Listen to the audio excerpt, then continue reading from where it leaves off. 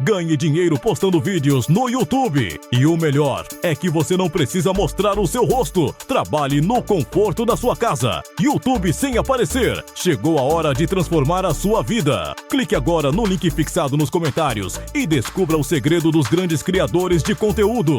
Porque a Fórmula 1 é um mundo profundamente lucrativo, um mundo apaixonante, mas um mundo também onde muitos segredos não são revelados. Digamos, não sei se todos sabem, e acho que é interessante a gente falar sobre isso, o Cabrini foi o cara, se eu não estiver enganado, que deu a morte do Ayrton Senna. Sim. Você estava lá. Foi isso mesmo. Nesse momento você é o cara que estava mais próximo era a minha missão cobrir a Fórmula 1. Eu era correspondente da Globo em Londres. Tá. E a minha principal missão era cobrir a Fórmula 1 e nos intervalos das corridas eu fazia todas as coberturas. Então nessa época a minha atividade principal era cobrir a Fórmula 1. Eu fui o repórter que mais esteve entrevistando o Ayrton Senna nos últimos 4 anos da vida dele. Era a minha missão, cobrir todos os passos dele, como eu cobria a Fórmula 1. E eu estava ali em 1º de maio de 1994. Imola.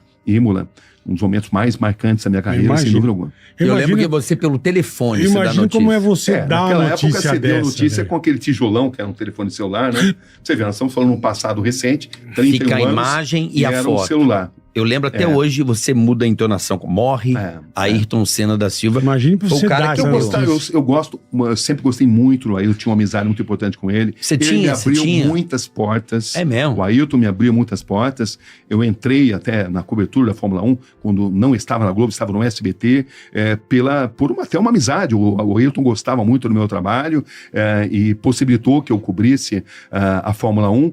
Eu lembro que na primeira corrida, a corrida de Phoenix, eu estava no SBT, eu tive credencial, eles me deram credencial. Como eu fiz uma cobertura totalmente impactante, a Foca, influenciada até pela ação da Globo, passou a não me dar mais cobertura. Aí mesmo? a gente ficou diante de um dilema no SBT. Continuamos a cobertura ou não? Decidimos continuar. Mas só que eu cobri a temporada inteira de 1991 sem credencial. Como é que eu fazia? Que loucura, eu lembro do Senna.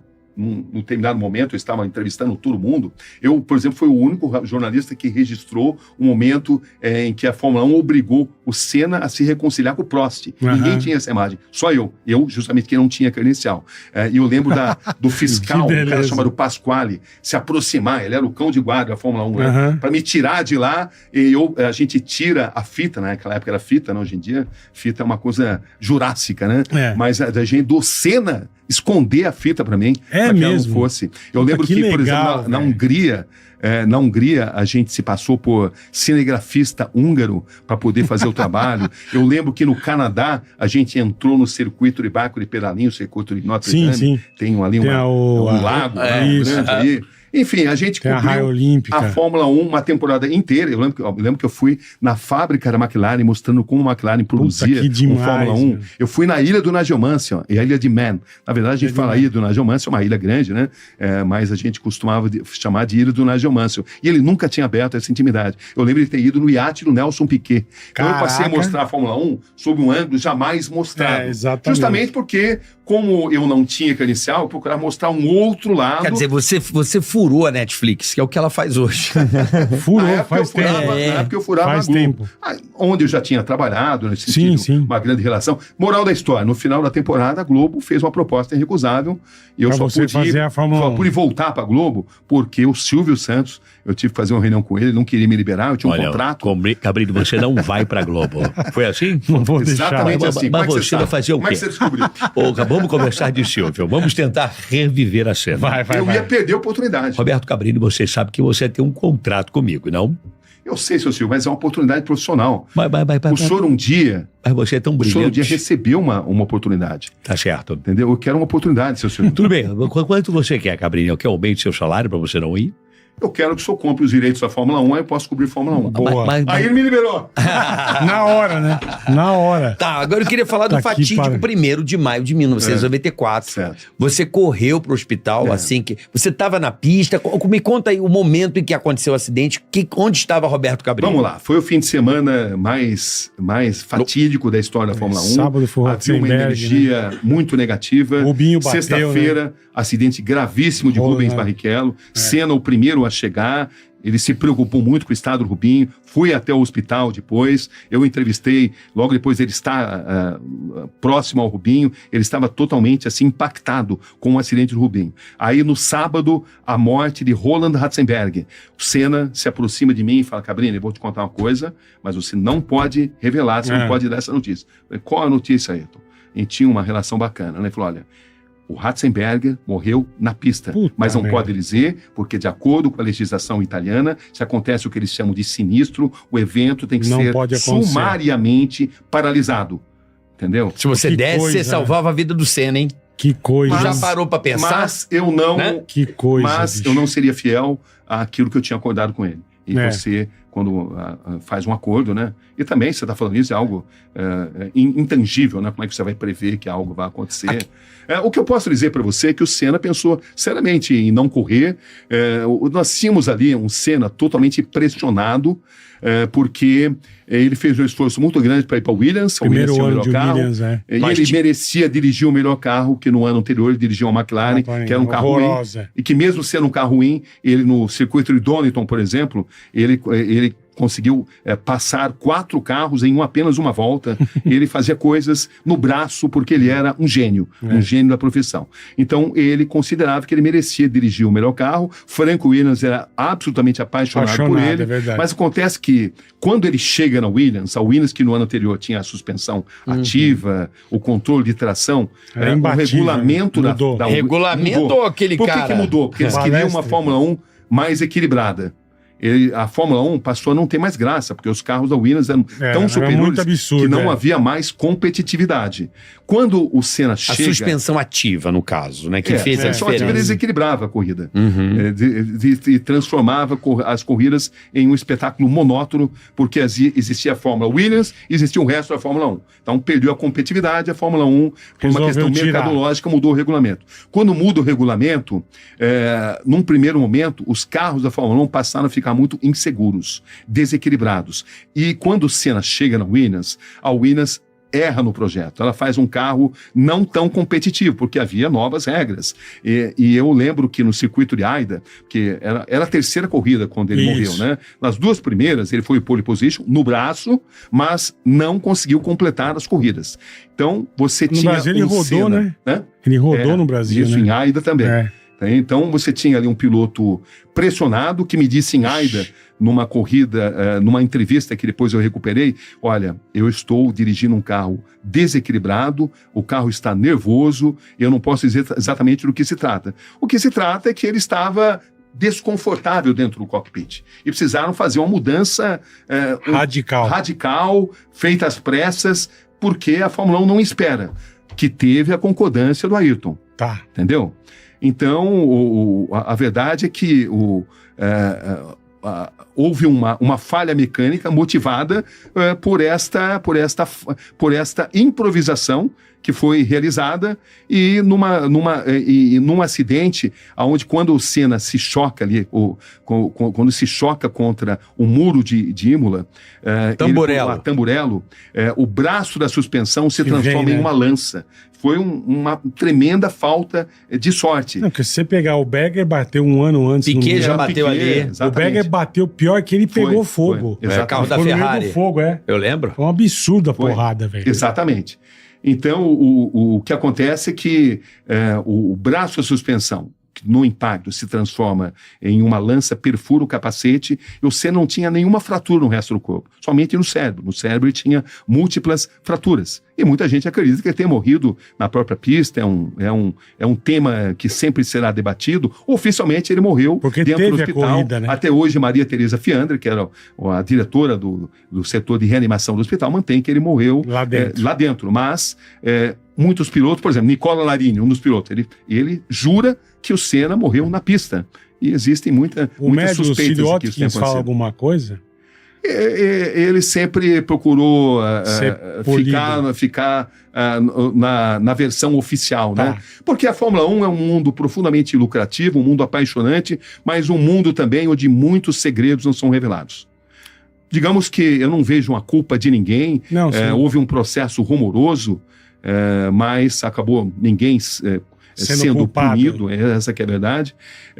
E eu acho que ninguém deveria ser, de fato, punido, mas você deve se recordar também, eu investiguei o acidente durante muito tempo e consegui, inclusive, depois de muita pressão, a imagem do onboard camera, porque eu consegui vários depoimentos de mecânicos revelando que viram a imagem. Eu pressionei o Bernie Eccleston com essas declarações porque ele mantinha que não tinha essa imagem. Aí ele acabou me dando a imagem. Mas, misteriosamente, a imagem para um segundo antes do impacto. Da porrada. Muita gente garante que essa imagem existe. Enfim, foram muitas histórias mal contadas nesse fim de semana de corrida, que talvez um dia possam ser contadas ou não. No fim de semana fatídico. Eu queria entender a cronologia. Você estava no autódromo na hora? Eu estava no autódromo, como eu cobri a Fórmula 1, sempre estava no autódromo. Eu cobri o acidente do Rubinho Barrichello, fui lá no hospital, entrevistei o Senna, tentei entrevistá-lo na morte do Roland Ratzenberger, foi quando ele me contou isso, né? Olha, e aí, quando o Senna bateu, você já saiu do autódromo? Quando o Senna bateu, eu percebi a gravidade. Eu sabia de cor e salteado o caminho para o Hospital Maggiore de Bolonha. Quando a gente percebeu a gravidade, sabíamos que ele seria levado. Eu já saí antes dele ter saído, só que ele foi de helicóptero, eu fui de carro. Eu fui um dos primeiros a chegar no Hospital Maggiore de Bolonha. Eu encontrei médicos concedendo longas entrevistas coletivas e mantendo que havia um paciente lutando pela vida na UTI do hospital. Mas eu pensei, poxa, se ele estivesse de fato lutando pela vida, os médicos não estariam aqui dando entrevistas, estariam assistindo o paciente. Então foram 4 entradas, sempre pelo telefone celular, onde eu sempre tive a convicção, a certeza de que não havia qualquer tipo de esperança. Foram 4 boletins. O primeiro, estado crítico, muita gravidade. No segundo, não existe mais esperança. No terceiro, morte cerebral. E no quarto, o anúncio da morte dele. Fui chamado, inicialmente eu era chamado pelo Galvão, ainda dentro da transmissão do evento. Depois o evento terminou e eu continuei entrando num plantão da Globo, que era chamado pelo Léo Batista. Então, quando eu dei a notícia, foi o Léo Batista que me chamou. Eles deram notícia depois da corrida, irmão? Não, nós demos a notícia tão logo ela foi divulgada. Não, 1 da tarde, mais ou menos. Estava tendo corrida ainda? Foi 12h40 no Brasil. Por aí, 1 da tarde. O horário da morte é 12h40. 12h40. Mas a notícia foi tipo 1 hora, assim, porque a corrida acabou umas 11, aí entrou alguma coisa... Foi 12h40. 12h40. Que você deu a notícia foi 12h40? Sim. Exatamente. Você foi o primeiro cara a dar notícia, né? Exato. Veja bem, eu fui um dos primeiros a chegar, depois que eu cheguei, outros jornalistas também chegaram, e morte não tem furo de reportagem, você dá com responsabilidade, a gente sabia que era inevitável dar essa notícia. Eu procurei manter a precisão dos fatos, mas passando uma certa dose de emoção, porque era como se eu estivesse anunciando a morte de um ente querido coletivo. Entendeu? Então eu estava impactado, era um cara muito bacana. É um ídolo, né? Um grande ídolo, eu já tinha consciência disso, do impacto que isso aconteceria, mas procurei, dentro do possível, manter ali o profissionalismo. E você acompanhou o corpo até o Brasil? Você veio junto? Não, eu permaneci na Itália, e nos próximos 5 meses eu não fiz outra coisa a não ser investigar a morte do Ayrton. Ah, você ficou lá ainda? Fiquei lá, eu não retornei, continuei na Itália, na época eu fiz um Globo Repórter, metade de um Globo Repórter, foi uma matéria que eu fiz, e fazia coberturas diárias para o Jornal Nacional, sempre da repercussão na Itália e principalmente sobre a investigação. Eu fui o primeiro a mostrar como tinha ficado o capacete dele, investiguei muito as causas, eu não fiz outra coisa durante 5 meses. Falam que a Williams enfraqueceu a barra de direção, fica mais leve. Então, né? A barra de direção, houve uma modificação na barra de direção, exatamente porque o Senna se sentia desconfortável no cockpit. Ele estava espremido no cockpit e ele não conseguia pilotar como ele gostava de pilotar. Então foi feita essa modificação na barra de direção, e essa modificação foi uma modificação improvisada com o conhecimento do Ayrton, porque a Fórmula 1 ela não tinha tempo, ele queria vencer corridas, claro que foi um imprevisto, foi um acidente errado, na curva errada, com consequências erradas, imprevisíveis, se o braço da suspensão, porque, como você falou, a coluna de direção era a parte que foi modificada para que ele tivesse mais conforto dentro do cockpit. Foi uma modificação feita com o conhecimento dele, pelos técnicos, né?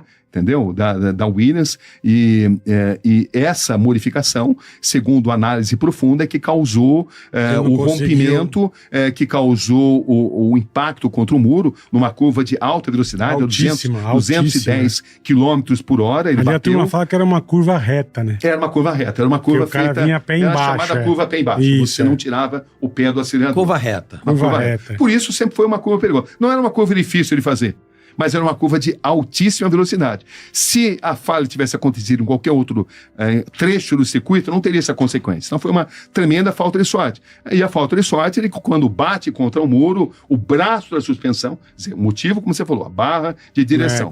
Mas a causa da morte foi que o braço bateu. O braço da suspensão se transformou numa lança, num fenômeno totalmente raro, mas que aconteceu e que perfurou o capacete. Senão, ele sairia atordoado, mas possivelmente sairia andando. E falam que se fosse alguns milímetros para cima exatamente. Ia resvalar, O Senna não tinha nenhuma marca no resto do corpo. Apenas no cérebro. Entendeu? Foi uma tremenda falta de sorte.